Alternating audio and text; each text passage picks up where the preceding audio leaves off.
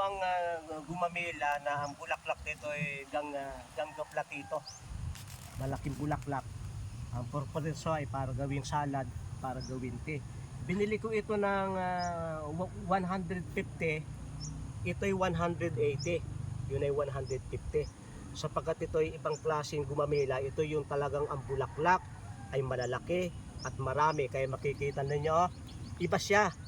Sa isang kwan, kumpul-kumpul yung kanyang bulaklak. Hindi kagaya ng iba na isa lang yung bulaklak. Siya ay nagkukumpul-kumpul ng bulaklak. Oh. Ito ang maganda. At ito'y pararamihin ko sapagkat ang kailangan ko nito mga 100 puno. Napakagandang tea para sa mga digestive na health na problem. Iba-iba ang kanyang bulaklak. Kita ninyo, isang gumamila lang. May bulaklak na puti at may bulaklak na pula. Kaya ito'y gustong-gusto ko.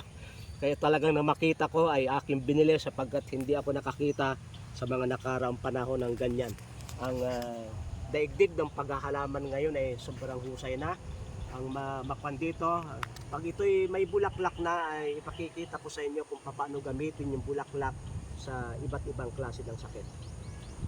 Maraming salamat po sa inyong pagsubaybay sa Natural Wellness si Pastor Vito.